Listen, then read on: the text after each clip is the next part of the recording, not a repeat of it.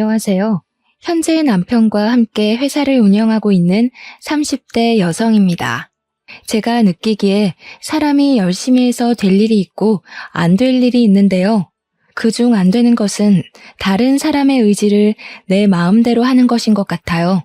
나 혼자만 바뀌는 것은 스스로만 열심히 노력하면 되는 일이지만 다른 사람의 의지까지는 제 마음대로 하지 못하니까요. 그것이 아무리 상대방을 위한 일이라고 해도 상대방이 변해야 할 필요성을 알지 못하면 아무 소용이 없는 것 같네요. 그 대표적인 사람이 바로 저의 아버지였습니다. 아버지는 내놓으라는 부잣집 자제로 한 평생을 부유하게 살아서인지 돈을 막무가내로 쓰는 안 좋은 습관이 있었어요. 돈이 많았을 때는 그저 씀씀이가 좋은 양반인가 보다 하고 넘길 수 있었지만 계속된 사업 실패로 가세가 기울자 감당되지 않는 아버지의 씀씀이는 저희 가족에게 치명적인 독이 되고 말았죠. 어머니는 그런 아버지에게 애원도 해보고 화도 내보았지만 아버지께서는 전혀 바뀌지 않으셨고요. 어머니께서 아버지에게 큰 돈을 바란 것은 아니었는데도 말이에요. 어머니께서 아버지가 가장의 역할까지는 아니더라도 집안의 최소한의 보탬이 되기를 원하셨지만 막대 먹은 사람이 한순간에 바뀔 일은 만무했고 어머니는 아버지를 대신해 청소부 일을 하며 힘겹게 사실 수밖에 없었네요. 힘들게 일하시는 어머니를 보면 아버지께서도 조금씩 바뀔 거라고 생각했지만 아버지께서는 바뀌기는커녕 어머니가 벌어오시는 돈을 축내며 술독에만 빠져 사셨습니다. 시간이 지나도 아버지께서는 깨진 항아리에 물을 붓듯 아무짝에도 쓸모없이 돈만 축냈고 결국 저는 집안 살림에 보태기 위해 고등학교를 졸업하자마자 취업을 하게 되었는걸요. 제가 취업한 곳은 대기업의 하청업체였는데요. 사장님의 가족분들은 모두 성품이 온화하시고 직원들을 가족같이 생각해 주시는 분들이었어요. 어려서부터 무능력하고 돈만 축내는 아버지만 보다 인자하고 언제나 가족을 생각하는 사장님을 보니 기분이 참 씁쓸했죠. 사장님 같은 분을 아버지로 둔 그 집 아들이 참 부러웠고요. 사장님께서는 모든 직원들을 다 잘 챙겨주려 노력하셨지만 그 중에서도 저의 사연을 안타까워하시며 조금이라도 더 챙겨주려고 노력을 하셨어요. 사정을 딱하게 생각하여 많은 배려를 해주신 사장님과 사모님 덕분에 어려운 형편에 꿈꾸지 못할 대학교를 가게 되었거든요. 비록 야간 대학교에 가 퇴근을 하면 쉴 틈도 없이 바로 공부를 해야 했지만 배울 수 있는 기회가 있다는 것이 감사했기에 열심히 하려고 아무리 힘들어도 펜을 들고 공부를 했죠. 그런 덕분인지 4년이 지난 후 좋은 성적으로 졸업을 할 수 있었습니다. 그리고 졸업을 한 후 사장님께서는 그동안의 경력을 인정해 대리로 승진을 시켜주셨어요. 노력의 결실이 맺어졌다는 것도 기뻤지만 무엇보다 기쁜 것은 사장님께서 그동안 회사를 위해 한 노력을 모두 알고 보답을 해주셨다는 거였네요. 사장님께서 그동안 회사를 위해 열심히 일한 것에 대한 보상을 해주신 거잖아요. 대리가 된 후 사장님의 아들 또한 저와 같은 부서로 입사를 하더라고요. 사장님께서는 아들을 똑같은 사원으로 취급해달라 부탁을 하셨지만 그럴 수가 없었습니다. 복사조차 제대로 하지 못하는 모습은 어리벙벙하던 저의 신입 시절을 생각나게 했거든요. 아무것도 하지 못하는 신입의 마음이 얼마나 힘든지 알기에 옆에서 항상 알려주려고 노력을 했는데요. 다행히 머리가 좋은 사장님의 아들은 알려준 것을 금방금방 습득하며 일 처리 또한 잘하더군요. 그리고 정규직으로 전환이 된 후 사장님의 아들에게서 진지한 만나자는 고백을 듣게 되었죠. 사장님이 해주셨던 모든 것이 떠올라 거절을 하려 했지만 참 끈질긴 구애에 어쩔 수 없이 만남을 시작하게 되었네요. 만남을 시작한 지 1년 뒤에는 갑작스럽게 찾아온 아이로 인해 부부의 인연까지 맺게 되었고요. 처음 아이가 생겼다는 것을 알았을 때만 해도 안 좋은 생각을 하기도 했어요. 아무리 아끼는 직원이라고 해도 제대로 된 부모 밑에서 자라지 못한 며느리를 좋아할 시부모님은 그 어디에도 안 계실 테니까요. 하지만 그런 안 좋은 생각을 할 때 남편은 저를 대신해 사장님 부부에게 저희의 상황을 알렸어요. 사장님 부부는 예상대로 당황하신 것 같았죠. 당연했어요. 가족같이 은혜를 베풀어준 직원이 떡하니 며느리라고 나타난 거니까요. 사장님 부부의 반응을 보며 남몰래 치맛자락을 움켜쥐기도 했습니다. 결혼은 물 건너갔으니 아이가 태어나면 미혼모로 살아가야 할 게 뻔한 결말 같았거든요. 하지만 사장님 부부는 의외로 흔쾌히 결혼을 허락해 주시더군요. 7년이란 세월을 같이 한 저를 믿는다면서요. 사모님께서 그동안 마음고생했다는 이야기를 듣자마자 그동안 참고 있던 눈물을 모두 쏟아내고 말았어요. 사장님 부부 몰래 연애를 했다는 죄송함과 부족하고 미흡했던 직원을 가족으로 받아들여 주신 감사함이 한꺼번에 밀려왔기 때문이었습니다. 시부모님의 허락이 떨어진 후 결혼 준비는 일사천리로 진행될 거라고 생각했는데요. 그 생각은 착각이더라고요. 결혼을 하는데 진짜 걸림돌은 시부모님이 아닌 저희 아버지였으니까요. 양가 부모님에게 인사를 드린 후 바로 상견례를 하게 되었는데요. 시부모님을 모신 그날도 아버지께서는 평소처럼 술을 들이켜신 후 만취를 한 상태로 막말을 하기 시작했어요. 이 녀석 어릴 때만 해도 인물 없는 딸 자식 덕 볼 일은 없다고 주변에 신세 한탄을 좀 했었는데 제가 말년에 복이 있나 보네요. 사돈댁 같은 부잣집에 딸 자식을 시집 보내는 걸 보면 24살에 대학 간다는 소리 들었을 때만 해도 다 늙어서 헛짓거리 하지 말고 애비 노후 자금이나 대라고 윽박을 질렀었는데 그래도 대학 간판이 좋긴 한가 봅니다. 얼굴 핀 걸로도 모자라 이렇게 훤칠하게 재물복도 좋은 청년을 사위로 들인 걸 보면 말이에요. 저희도 말년에 며느리 복이 있는 모양입니다. 우리 새아가처럼 똘똘하고 야무진 아이를 며느리로 맞은 걸 보면 딸 자식을 어찌나 잘 키우셨는지. 똘똘하고 야무진 게 횟수로 본 세월만 7년이지만 볼수록 탐이 나요. 아이고, 그럼 제가 사돈댁한테 딸 자식 잘 키운 상을 대신 받아야겠네요.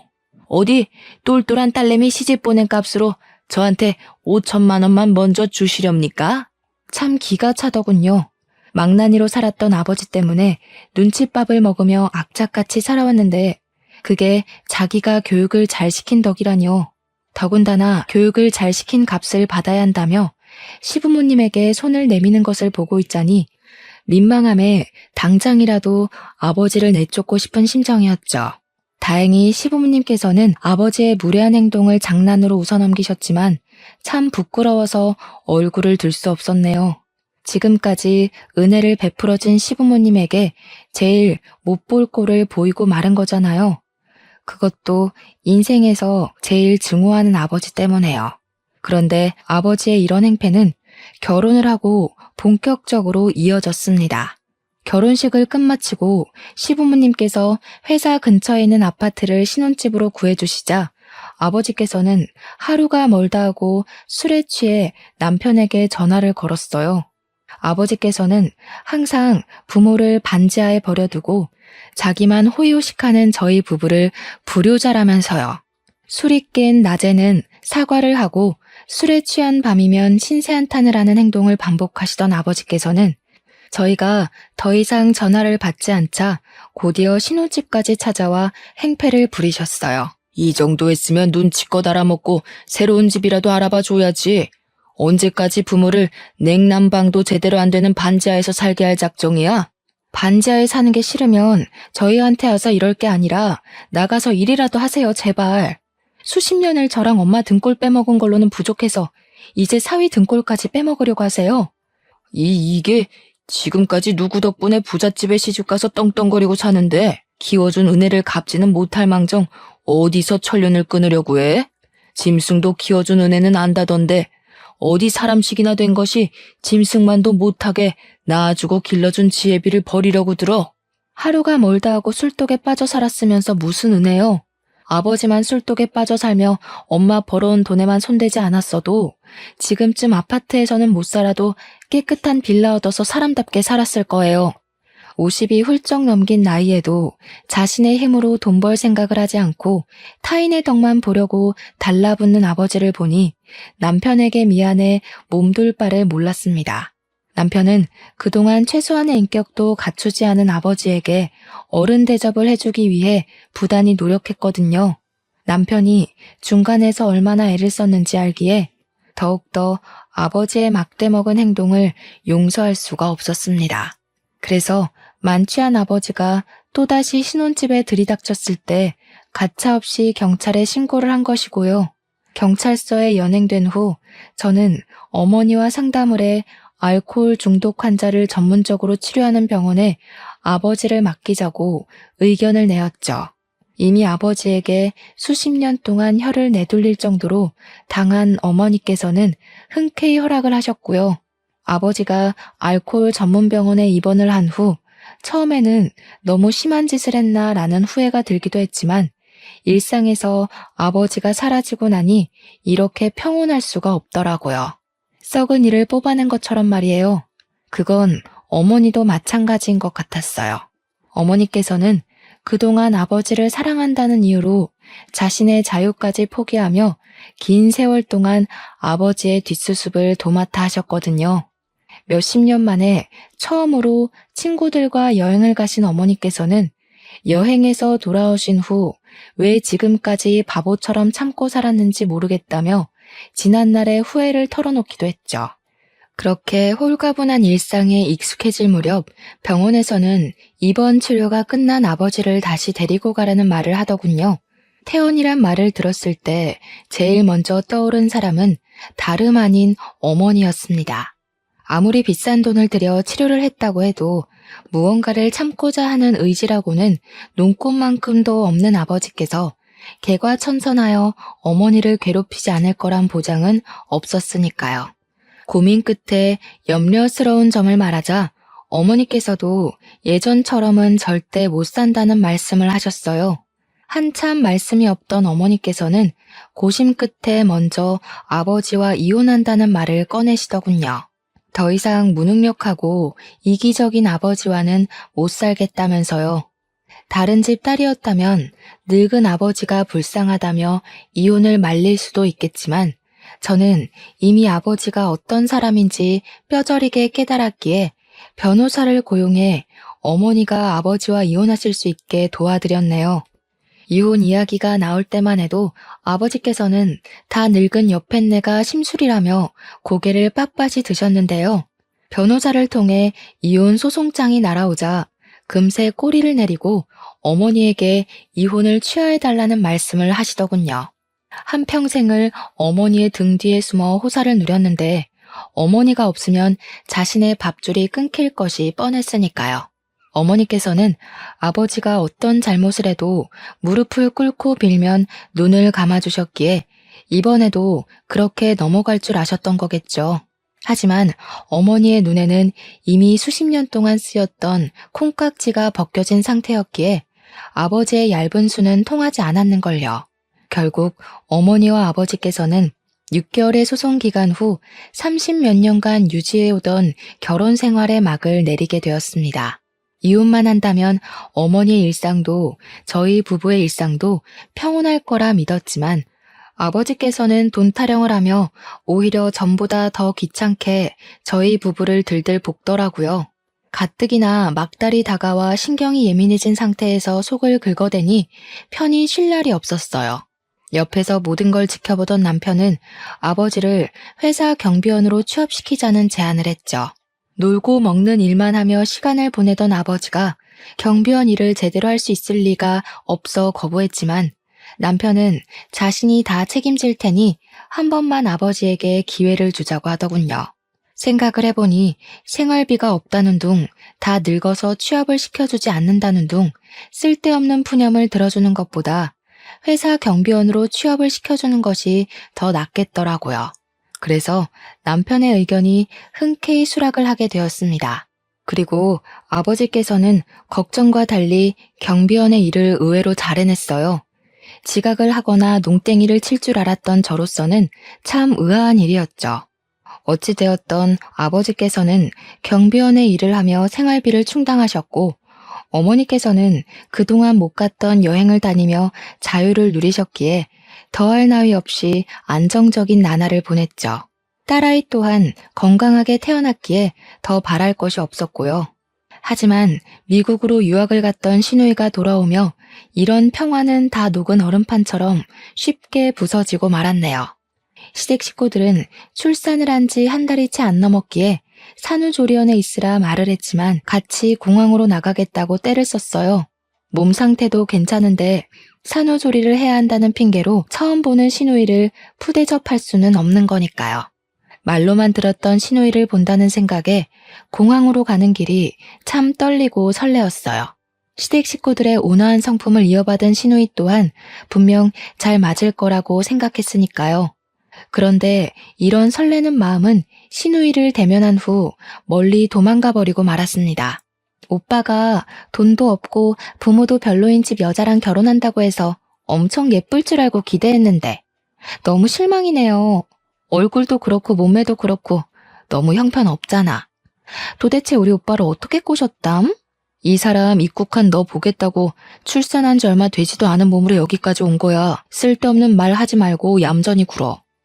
오빠 벌써 잡혀 사는 거야? 요즘 애 낳은 게 뭐 그리 대수라고 유난을 떨어. 가족이 됐으면 한국에 처음 들어온 시누이 마중 나오는 거는 당연한 거지. 내가 그런 당연한 거 가지고 고마워해야 돼? 더군다나 새언니 우리 집에서 나오는 돈으로 먹고 사는 밥벌레잖아. 아, 아니다. 우리 엄마 아빠 돈으로 먹고 사니까 돈벌레인가? 말문이 막혀 입도 뻥긋할 수 없었습니다. 남편이 제지를 하긴 했지만 시누이는 계속해서 혼수도 제대로 안 해온 저를 비난하기 바빴거든요. 더 어이없는 것은 시부모님께서는 시누이가 무례한 말을 하는 동안 가벼운 꾸중조차 하지 않는다는 것이었어요.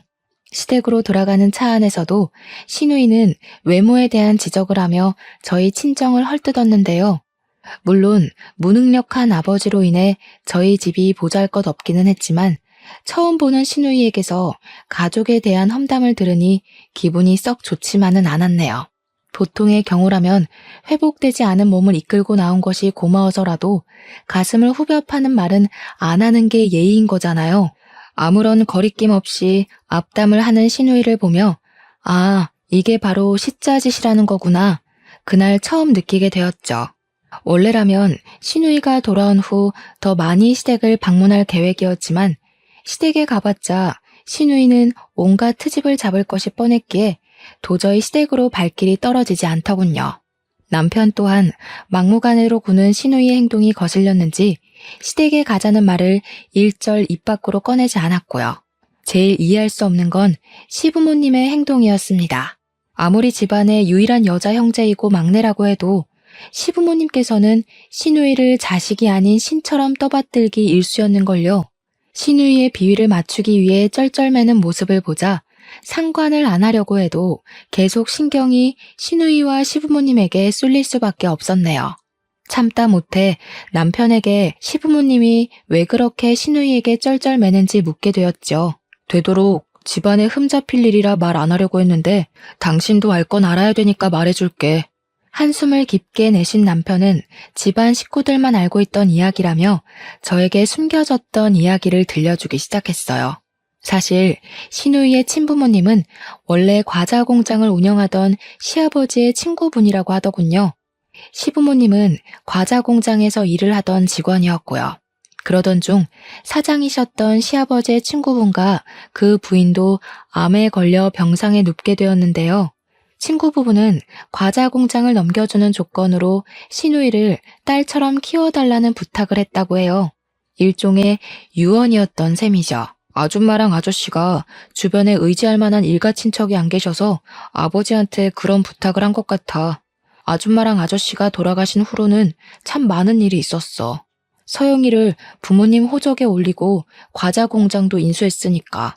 당신 입장에서는 버릇없이 구는 시누이라 눈에 가시 같다고 생각할 수도 있지만 조금만 이해해줘. 어머니 아버지 입장에서 서영이는 복덩이나 마찬가지거든.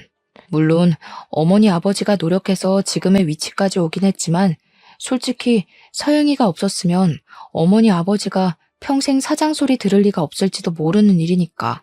아무리 그래도 정도가 너무 심하니까 그렇지. 나야 객식구니까 그럴 수 있다고 쳐도 당신한테도 하는 걸 봐봐. 용돈이야 줄 수 있지만 툭하면 당신 지갑 터는 건 일상이고 저번에는 서랍 위에 있던 목걸이까지 가져갔다며? 귀여운 투정도 정도가 있어야지. 아가씨가 하는 건 투정이 아니라 도둑질이야. 나이가 벌써 20대 중반인데 자기 심사 꼬인다고 남의 물건에 손대는 버릇은 고쳐야 할 거 아니야. 그래도 아직 애잖아. 내가 더 잘할게. 당신이 조금만 이해해줘. 착잡했습니다. 배경이 어찌되었던 전에 얼마나 큰 은혜를 입었건 잘못된 행동을 고치는 건 당연한 일이잖아요. 저도 시부모님에게 큰 은혜를 받은 입장에서 웬만하면 참고 넘어갔겠지만 남의 물건에 손을 대고 대수롭지 않게 생각하는 시누이의 행동은 도저히 용납할 수가 없었어요. 더불어 제대로 된 훈육조차 하지 않은 시댁 식구들의 모습을 보면 가슴 깊은 곳에서 부하가 치밀어 올랐죠. 계속해서 막무가내로 행동하는 시누이와 그 옆에서 쩔쩔매는 시부모님을 보고 있으면 큰 소리가 튀어나올 것 같았기에 의식적으로 시댁 일에 관해서는 관심을 끄게 되었어요. 참 서럽기도 했습니다. 시부모님과 가깝게 지낼 수 있는 일을 시누이 한 사람 때문에 시부모님과 거리를 두며 살아야 했으니까요. 속상하긴 했지만 어찌되었던 며느리인 저는 객식구에 불과했기에 할 수 있는 일이라고는 그저 입을 꾹 다물고 있을 수밖에 없었는걸요. 그럼에도 시누이를 원망할 수 없었던 것은 시부모님께서 항상 미안해하시며 어떻게든 챙겨주려는 모습을 보였기 때문이었어요. 저희 집에 직접 찾아와 딸아이를 안아주시며 용돈을 챙겨주시는 시부모님을 보며 시누이에 대한 미움을 꾹 참고 있었는데요. 한국에 들어온 지 3달이 넘어가자 시누이는 뜬금없이 회사 일이 하고 싶다며 폭탄 선언을 하더군요. 그것도 제가 팀장으로 있는 회계부서의 말이에요. 시부모님께서는 꼼꼼하지 못한 성격을 가진 시누이가 실수할 것을 염려해 반대했지만 시누이는 방문을 걸어 잠그며 시위를 했습니다. 그로 인해 시부모님께서는 어쩔 수 없이 시누이를 회계팀에 보내게 되었고요. 예상했다시피 시누이가 입사를 한 날부터 저희 부서에는 바람 잘 날이 없었어요. 인수인계도 제대로 듣지 않은 시누이가 견적서를 잘못 보내는 바람에 잘못된 수량으로 공장을 돌리는 것은 물론 정산조차 틀려 공장에서 일하시는 분들의 임금이 잘못 입금되는 일도 번번이 일어났죠. 계속해서 사고를 치는 시누이로 인해 저희 부서 사람들은 하루가 멀다 하고 야근을 하며 시누이가 저지른 잘못을 수습하기 바빴습니다. 정작 잘못한 사람은 칼같이 퇴근 시간에 맞춰 회사를 나가는데 말이에요. 집에서는 공주 대접을 받던 막무가내로 굴던 상관이 없었지만 회사에서까지 집에서 했던 행동을 반복하니 어느새 인내심은 바닥에 났어요. 시누이 때문에 고생하는 부서 사람들을 봐서라도 그냥 넘어가서는 안 되겠다고 생각을 했고요. 그래서 시누이를 따로 불러 지금까지 한 행동에 대해 이야기하며 처음으로 꾸중을 하게 되었죠. 솔직히 이 정도로 꾸중을 했으면 아무리 천방지축으로 날뛰는 시누이라 할지라도 정신을 차릴 줄 알았어요. 참나 어이가 없어서. 새언니, 지금 앉아있던 팀장 자리 우리 엄마 아빠가 앉혀준 거 아니에요? 우리 엄마 아빠 아니었으면 공장 기계가 만지고 있을 고졸 주제에 지금 누구더러 잔소리를 하는 거예요? 팀장 자리에 앉아있으니까 시누이가 우스워 보이는 것 같은데 똑똑히 들어요. 나 아니었으면 새언니는 물론 엄마 아빠도 지금쯤 다 이름도 모를 허름한 공장에서 땀이나 뻘뻘 흘리며 일하고 있었을 거라고요. 시누이는 눈 하나 깜빡하지 않고 오히려 대들기까지 했습니다. 시누이는 공장이 이만큼 큰 것도 제가 팀장 자리에 오른 것도 모두 자신의 친부모님 덕분이라고 생각하는 것 같았어요. 정작 자신은 아무것도 한 것이 없는데 말이에요. 자신이 이룬 것은 하나도 없으면서 당당한 태도로 나오는 시누이를 보니 차분하던 마음은 온데간데 없이 화가 치밀어 올랐죠. 그래서 하지 않아도 될 말까지 한 것이고요. 아가씨야말로 착각하는 것 같은데 시부모님이 이만큼 공장 키운 건 잠도 안 주무시고 열심히 일했기 때문이에요. 내가 팀장 자리에 앉은 것도 마찬가지고요. 내 팀장 자리도 공장이 이만큼 큰 것도 어디 하나 아가씨가 한 공은 없으니 쓸데없는 소리 말고 일이나 똑바로 하세요. 집에서는 시부모님 덕분에 공주 대접받았을지 몰라도 회사에서만큼은 어줍잖은 아가씨 공주놀이에 동참해줄 생각 없으니까요. 기가 막혀. 엄마 아빠 아니었으면 아무것도 아닌 고졸이었을 주제에 지금 나한테 뭐라고 하는 거예요? 네. 안타깝게도 일이야 어찌되었던 지금은 어줍잖은 고졸이 아니라 아가씨 직장 상사라서요. 집도 못 가고 계속 회사에서 컴퓨터 부여잡고 살고 싶으면 어디 한번 마음대로 해봐요. 되받아치는 말을 할 때마다 신우이는 약이 오르는지 얼굴이 시뻘개진 정도로 성질을 냈어요. 그 모습을 보자니 꼭 자기 영역을 뺏긴 동네 강아지 같아서 화를 내던 것도 있고 웃음이 나오려고 했죠. 퇴근을 한 후 신우이는 그대로 시부모님에게 달려가 모든 것을 일러바치며 당장 저를 회사에서 내쫓으라고 떼를 썼다고 해요. 신우이는 자신이 들어놓으면 당장이라도 눈에 가시었던 저를 내쫓을 수 있다고 생각한 모양이었어요. 그래서 시부모님이 처음으로 따끔하게 신우이를 혼내자 엄청난 충격을 받은 것이었죠. 신우이의 가짜는 입장에서는 억울할 수도 있었겠지만 시부모님께서 아무리 인자하고 신우이에게 쩔쩔맨다고 하셔도 공과 사는 철저히 분리하시는 분이었기에 꾸중을 들을 수밖에 없었어요. 시부모님께서는 신우이를 아끼는 만큼 회사에 대한 애착이 강한 분이셨거든요. 믿었던 시부모님에게도 남편에게도 꾸중을 들은 신우이는 한동안 입을 다물고 회사를 다녔습니다. 그 모습을 보니 유치한 생각이긴 했지만 통쾌하기도 했죠. 지금까지 신우이 때문에 고생하던 것을 모두 보상받는 기분이었으니까요.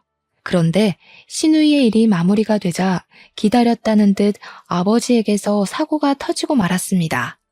마치 불행이 차례를 기다리고 있던 것처럼 말이에요. 병원에서 치료를 받은 후 호전된 줄 알았던 아버지의 알코올 의존증이 다시 시작된 것이었어요. 그로 인해 아버지는 근무 중 술을 마셨고 하필 술에 취해 있던 그날 본사 직원의 방문으로 덜미가 잡히고 만 것이었죠.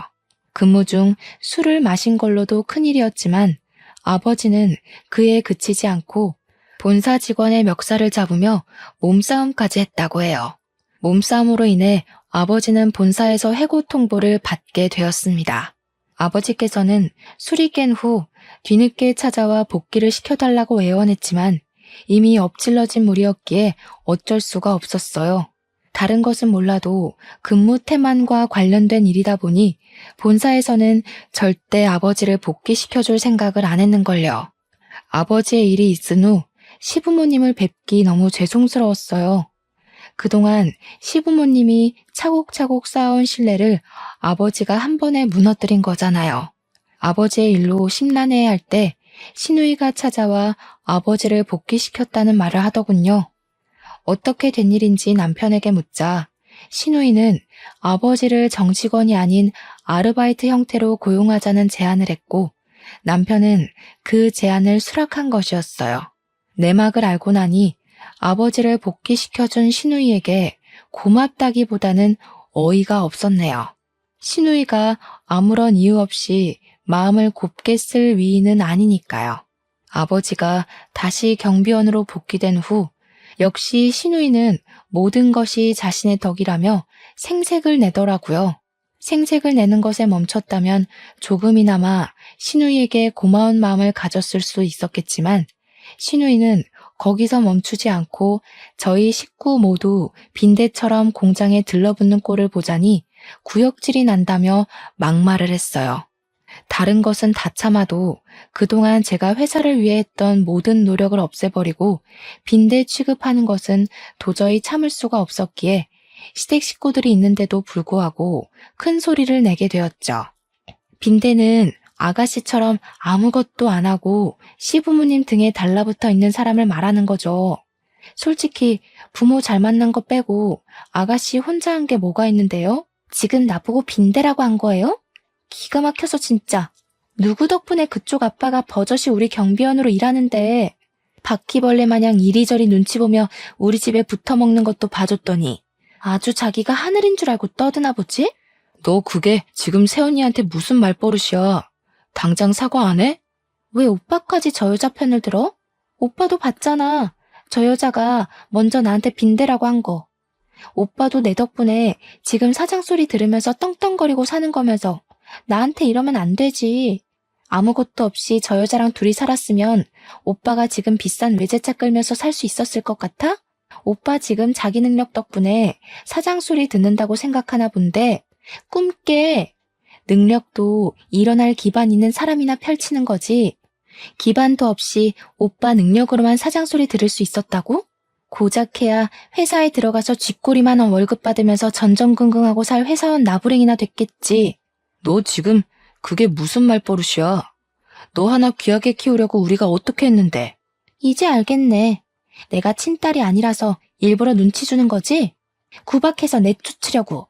시아버지가 호통을 치자 뭐가 그리 억울한지 시누이는 펑펑 눈물을 흘리며 회사를 뛰쳐나갔습니다. 그리고 걱정으로 잠도 제대로 자지 못하고 주변에 연락을 돌리는 시부모님에게 여행을 간다는 문자 한 통만 남기곤 호련히 비행기를 타고 미국으로 날아갔고요. 시누이가 해외로 여행을 간 후 시댁 식구들의 얼굴에는 걱정이 한가득이었지만 솔직히 저는 막무가내로 구는 시누이가 없으니 너무 편하더라고요. 시누이가 한국에 돌아오지 않고 계속 미국에 있으면 좋겠다는 생각을 할 정도로요. 그리고 말이 씨가 된다는 말처럼 하늘은 이런 소원을 이뤄주시고 말았어요. 일주일 후 귀국한다는 시누이는 2주일이 지나도 연락 한 통이 없었거든요. 처음에는 놀기 좋아하는 시누이가 삐져서 며칠 더 놀고 오는가 보다 생각을 했는데요. 시누이가 챙겨간 시아버지의 카드는 일주일 전을 끝으로 전혀 사용이 되지 않고 있었어요. 시누이에게는 따로 챙겨갈 만한 현금도 없었기에 시아버지의 카드를 쓰지 않는다는 것은 말이 되지 않았어요. 사태의 심각성을 알게 된 시댁 식구들과 저는 부랴부랴 경찰서로 찾아가 신고를 한 뒤 영사관의 도움을 청해 핸드폰 위치 추적을 시작했습니다. 핸드폰에 찍힌 마지막 위치를 토대로 시누이를 찾으려고 했지만 이건 말처럼 쉬운 일이 아니더라고요. 시누이를 찾는 것에 실패한 시어머니께서는 혼절을 하시면서 힘들어하셨고요.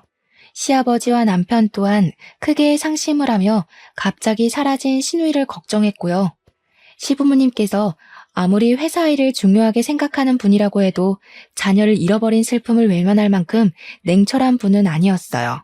시부모님께서는 시누이가 사라진 것에 대한 자책을 하시며 힘든 나날을 보내셨죠. 어쩔 수 없이 저는 정신이 없는 시댁 식구들을 대신해 회사 일을 도맡아야 했는데요. 책임지고 회사를 꾸려간다는 것은 생각했던 것보다 더 힘들고 고된 일이더군요. 아무런 예고 없이 회사를 찾아오는 본사 직원들을 상대하는 것과 공장에서 일어나는 모든 것을 하나하나 체크하는 일까지 뭐 하나 쉬운 일이 없었습니다. 그런데 엎친 데 덮친 격으로 이제는 아버지까지 말썽을 부리시더군요. 한 차례 실수가 있은 후 잠잠해지나 싶더니 아버지의 고질병인 알코올 중독증이 다시 돋은 것이었죠. 하루가 멀다 하고 무단 결근을 하는 아버지에게 이런저런 일을 말해보았지만 아버지는 나 몰라라 하며 경비원 일을 그만두게까지 했네요. 이로 인해 바쁘고 힘든 나날을 보내는 와중 경비원을 다시 뽑아야만 했고요. 아무리 회사에서 일했던 기간이 길다고 해도 새로운 일을 그것도 혼자 책임지며 일한다는 것은 정말 고된 일이었어요. 하지만 심란해하는 시댁 식구들에게 이 사실을 말할 수는 없더라고요. 가뜩이나 시누이 때문에 잠도 제대로 못 이루는 시댁 식구들에게 또다시 짐을 지게 할 수 없었거든요. 이런 상황에서 생각나는 사람은 어머니밖에 없었습니다. 오래간만에 어머니에게 이런저런 사정을 말하고 나니 마음이 조금 풀리는 것 같은 기분이 들었죠. 시댁 식구들의 사정을 들으신 어머니께서도 혀를 차며 시부모님을 안타까워하셨는데요. 아버지의 이야기를 들으시고는 자신의 일처럼 화를 내셨고요. 그런데 아버지의 이야기가 나오자 어머니께서는 뜻밖의 이야기를 꺼내셨어요. 평생을 남의 뒤에 숨어서 배짱이 마냥 집에서 뒹굴기만 했던 사람이 달라질 리 있겠니?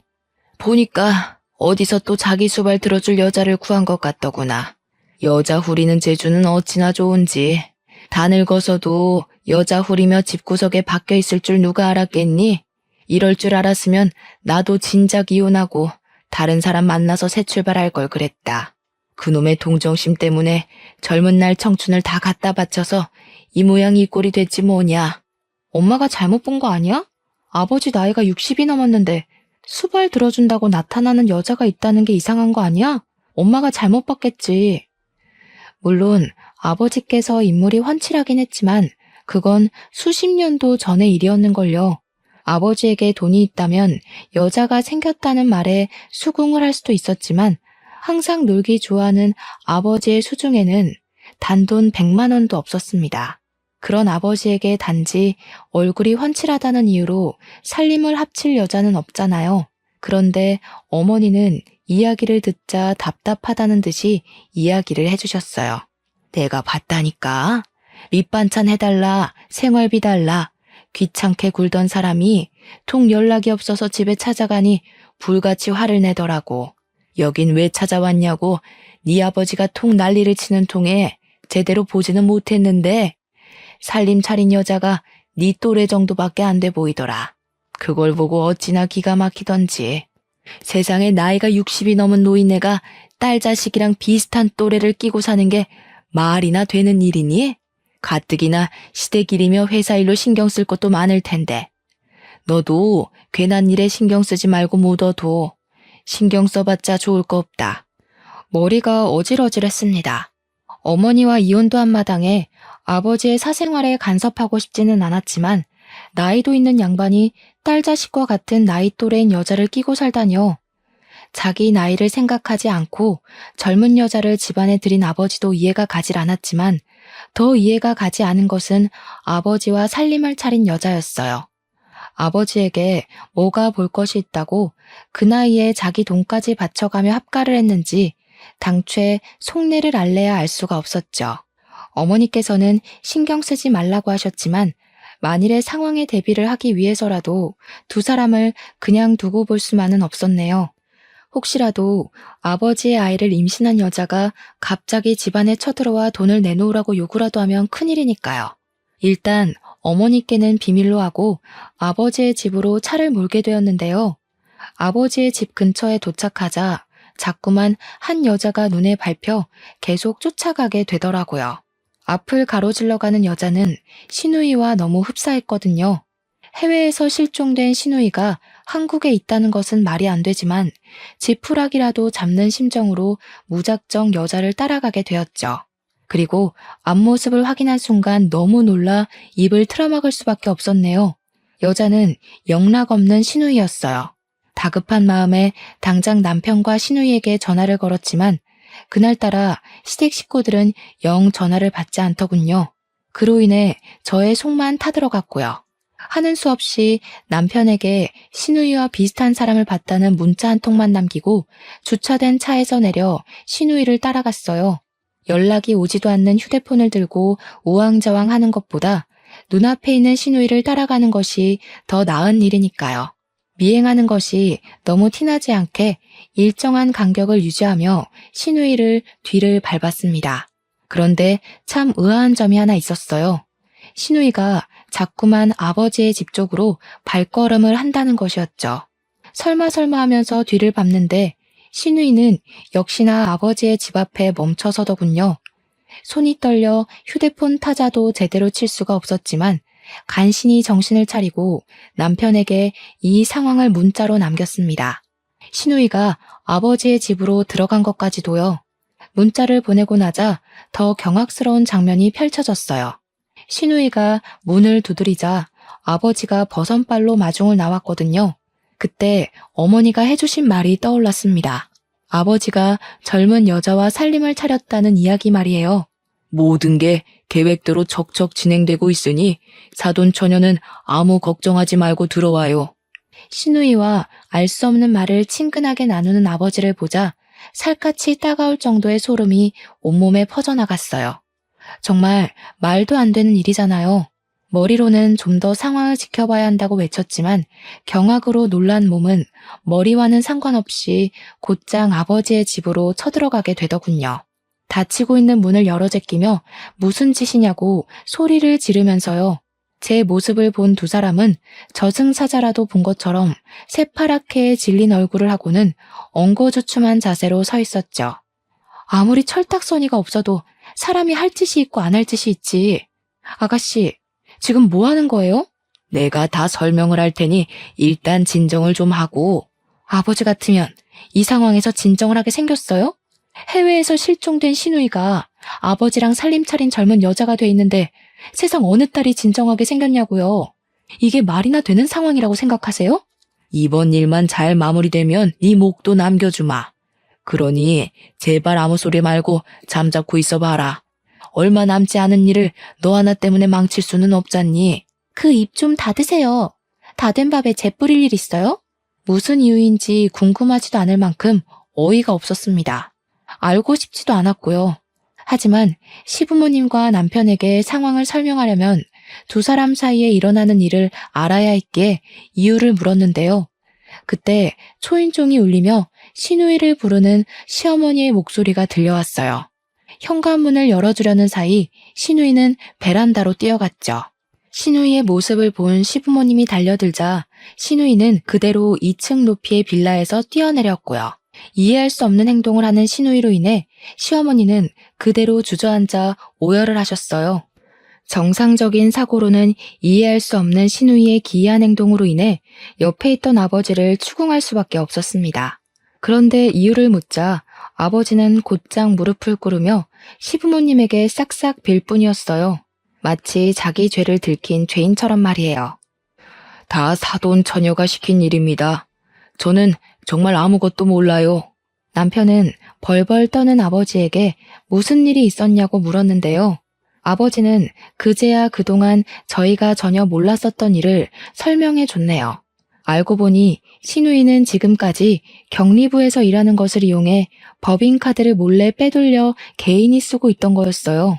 자신이 쓴 비용은 아무도 모르게 스스로 경비 처리를 한 것이고요. 그렇게 야금야금 회사 자금을 쓰는 것에 만족을 못한 시누이는 시부모님의 재산을 빼돌리기 위해 계획을 세운 것이고요. 아무리 시누이라고 할지라도 회사 자금에 손대기는 겁이 났던 모양이었어요. 시부모님께서는 모든 재산을 사장실 금고에 보관 중이셨어요. 시누이는 이 때문에 경비원이던 아버지를 끌어들인 거고요. 아버지가 말하길 시누이는 지금까지 밤마다 아버지를 이용해 몰래 시아버지의 사무실에 들어와 자신이 아는 모든 숫자를 조합해 금고를 열려고 했다네요. 이야기를 듣고 보니 왜 그동안 한국에 살고 있는 시누이의 흔적을 찾을 수 없었는지 의문이 들었어요. 아버지에게 물어보자 시누이는 한국에서 지내는 동안 자신의 명의로 된 카드와 현금만 사용했다고 우물쭈물하며 답을 하셨죠. 그제야 그동안 시누이가 왜 실종 신고가 된 척 연기까지 하며 아버지의 옆에 있었는지 알겠더라고요. 이렇게 되면 시부모님의 재산을 가로채는 것을 실패해도 모든 것을 아버지가 덮었으면 되는 거니까요. 실종 신고 처리가 된 자신은 아무 일도 없다는 듯이 심란해하시는 시부모님 앞에 다시 나타나 감격에 제외를 한 후 다시 사랑스러운 막내딸 행세를 하면 되는 거고요. 시누이의 파렴치한 속내를 알게 된 시어머니께서는 목 놓아 오열을 하셨습니다. 그건 애써 눈물을 참고 있던 시아버지도 마찬가지였죠. 그럴 수밖에 없었어요. 아무리 피 한 방울 안 섞인 남이라고 해도 그동안 금지옥엽 친자식보다도 더 귀하게 키웠는데 배은망덕하게 시부모님들이 피땀 흘려가며 벌어놓은 재산을 차지하려 했으니까요. 저는 충격에 빠진 시부모님을 대신해 아버지에게 시누이가 빼돌린 재산은 어디 있냐고 물어보았어요. 그것까지는 나도 모르지. 난 그냥 사돈 처녀가 시키는 대로 했을 뿐이야. 저도 자식된 입장에서 아버지랑 같이 법정에 서고 싶지는 않아요. 제발 최소한 자식된 도리는 할 수 있게 알고 계신 거 지금 다 말씀해 주세요. 처벌을 받는 것은 무서웠는지 아버지는 그제야 어젯밤 금고를 열은 시누이가 금덩이를 챙겼다고 실토를 하셨습니다. 금고에 있던 금덩이의 금액을 따지자면 좋기 1억은 넘었기에 머리가 어질어질했네요. 마음 같아서는 생각 없이 이기적인 마음으로 일을 저지른 시누이를 당장이라도 경찰에 넘기고 싶었는데요. 그렇게 된다면 크게 상심하실 시부모님의 모습이 눈에 선했기에 차마 그렇게 할 수는 없더군요. 저에게는 시댁 재산을 훔쳐간 파렴치한 도둑으로밖에 안 보였지만 시부모님에게는 소중한 막내딸인 거잖아요. 집으로 돌아온 시부모님께서는 시누이에게 자신의 잘못을 뉘우칠 기회를 한 번만 주자고 말씀하셨는데요. 연락을 하기만 하면 시누이는 요리조리 모든 연락을 다 피하며 자신의 잘못을 뉘우치기는커녕 망둥이처럼 뛰어다니기 바빴는걸요. 시부모님은 이런 시누이 때문에 자리에 누워 시름시름 앓으셨고요. 그러던 중 시누이에게 큰일이 터지고 말았습니다. 불식 업무를 온 감사로 인해 시누이가 그동안 회사 돈을 횡령한 것이 밝혀진 것이었죠. 본사 측은 시누이가 회사 돈을 횡령한 사실을 알자마자 돈을 돌려받기 위해 민사소송을 걸었죠. 시누이는 그제야 집에 들어왔고요. 그런데 집에 온 시누이는 잘못한 기색은 전혀 없이 오히려 뻔뻔하게 시부모님에게 어이없는 요구를 했네요. 회사에서 지금까지 내가 썼던 돈 다 채워넣으래. 1억만 엄마 아빠가 내줘. 이놈의 계집애가 제정신이야? 꾸중 한 번 없이 키워줬더니 아주 이젠 지 부모가 네 비위 맞춰주는 사람인 줄 알아? 그동안 너 하나 때문에 온 집안 사람들이 얼마나 애간쟁 태우면서 뛰어다녔는데 고작 한다는 말이 자기가 써제낀 돈 채워넣으라 이 말이야? 지 부모 가슴에 피멍이 들도록 사고를 쳐놓고 아직도 정신을 못 차렸어. 너한테 부모가 뭐 필요하냐? 그냥 돈만 있으면 집 나온 걔한테도 부모라고 넙죽넙죽 돈 받아먹으면서 엄마 아빠 소리 할걸. 누가 키워달랬어? 자기들도 나 때문에 이만큼 돈 벌고 사는 거면서. 나한테 이 정도 투자하는 건 당연한 거 아니야? 엄마 아빠 진짜 웃겨. 입으로만 내 사랑 우리 딸 하지. 어차피 엄마 아빠 죽으면 재산은 다 오빠한테 줄 거잖아. 그래서 빈털터리로 쫓겨나기 전에 내 목 내가 챙긴다고 한 일인데 그게 그렇게 잘못된 거야? 세상에, 너 지금까지 우리를 그렇게 생각했던 거냐? 그래, 내 말대로 피 한 방울 안 섞인 남인 주제에 우리가 너한테 너무 큰 걸 바랬구나. 잘해줘봤자 남인걸. 지금까지 키워준 정을 생각해서 지금까지 네가 사고친 뒷수습은 우리가 하도록 하마. 대신 앞으로 부모 자식 간의 사이는 끝난 거니 앞으로 무슨 일이 있어도 찾아오지 말고 너 혼자 해결하거라. 웃겨 진짜. 누가 고마워할 줄 알고 그깟 푼돈 좀 쓴 거 가지고 생색내기는. 기분이 상한 듯 입술을 삐죽이던 시누이를 시아버지께서는 억지로 집 밖으로 내쫓으시더라고요. 아무리 인자한 시아버지라고 할지라도 자기 등에 칼을 꽂은 남의 자식을 끌어안고 가는 것은 불가능한 일이었죠. 그 후 시부모님께서는 부모로서 마지막으로 해주는 일이라며 사비로 시누이가 횡령한 돈을 채워 넣으신 후 그동안 미뤄왔던 이사를 가셨네요. 혹여라 시누이가 집으로 찾아올지도 모른다며 이사를 미루던 시부모님께서 이사를 가시는 모습을 보니 씁쓸하기 그지없었어요. 시부모님께서 얼마나 간절한 마음으로 사셨는지 시누이는 죽었다 깨어나도 모를 거잖아요. 그런데 이런 생각을 한 지 얼마 안 돼 시누이에게 연락이 오더군요. 시부모님께서 자기도 모르게 이사를 갔다면서요. 항상 자신의 응석을 들어주셨던 시부모님이 이렇게 강하게 나올 줄은 몰랐던 모양이었죠. 남편까지도 등을 돌렸으니까요. 이야기를 들어보니 시누이는 이미 금덩이를 판 돈을 흥청망청 써제끼다가 돈이 떨어지고 그제야 집을 찾아온 거였습니다. 우리 엄마가, 아빠가 나한테 이럴 리가 없잖아요. 지금 화나서 잠깐 나 버릇 고치려고 그러는 것 같은데 새언니가 한 번만 우리 엄마 아빠한테 전화 좀 해줘요. 밀린 카드값만 해도 1,000만 원이 넘는데 엄마 아빠 없으면 나 정말 길거리에 나앉게 생겼다고요. 2년 전연하며 삿대질하기 바쁘더니 여간 급한 게 아닌가 봐요. 새언니라고 말하는 거 보면. 지금 새언니랑 장난할 시간 없어요. 빨리 우리 엄마 아빠한테 전화 좀 해달라고요. 시부모님께서 간절히 찾을 때는 쳐다보지도 않다 수중에 돈이 떨어지자 시부모님을 찾는 신우이의 행동이 너무 얄미웠어요. 허영심에 찌들어 있는 신우이를 보니 저절로 혀가 차질 정도로 한심했죠. 하지만 한편으로는 불쌍하기도 했습니다. 허영심과 이기심 때문에 세상 둘도 없는 좋은 부모를 자기 손으로 버린 거나 마찬가지니까요. 그래서 새언니로서 마지막 정을 주는 셈치며 신우이에게 30만 원을 입금해 주었네요. 마음 같아서는 아무 도움도 주고 싶지 않지만 시부모님 딸이었던 걸 생각해서 마지막 정을 베풀어 주는 거니까 그 돈으로 허튼 짓 하지 말고 잠잘 곳이나 정해요. 세상에, 이깟 돈으로 뭘 하라고? 누가 이깟 돈 달라고 했어요? 우리 엄마 아빠 만나게 해달라니까요. 신우이는 참 한결같이 한심했어요. 그런 신우이의 모습을 보니 오히려 다행이라고 생각이 들었죠.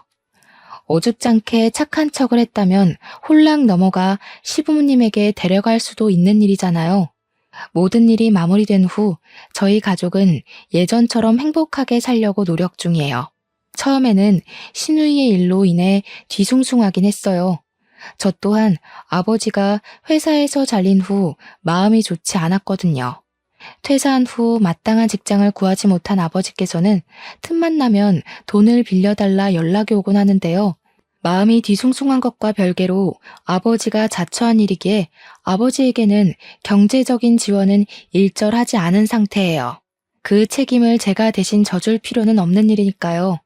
어머니에게도 아버지에게 절대 돈을 빌려주지 말라고 신신당부를 한 상태고요. 지금도 신우이는 간간히 오곤 합니다. 남의 밑에서 굳은 일을 하며 잘못을 깨우쳤으니 시부모님을 만나게 해달라면서 말이에요. 하지만 신우이는 이미 돌이킬 수 없는 실수를 저질렀기에 모든 연락은 무시를 하고 있네요. 신우이와 아버지를 보고 있으면 남을 고생시켜 자신의 이득을 취하려던 사람들의 최후는 참 비참하구나라는 걸 다시 느끼고 있는 중이에요. 만약 시청자분들도 주변에서 은혜를 모르고 배은망덕하게 구는 사람이 있다면 당장 인연을 끊는 것을 추천드립니다. 그런 사람들은 인생에 도움이 되지 않을 뿐더러 잘 살고 계신 시청자분들의 인생에 어떤 불행을 가지고 올지 모르거든요. 그럼 오늘 사연 이만 마치도록 하겠습니다. 끝까지 저의 사연을 경청해주신 시청자분들 진심으로 감사드립니다.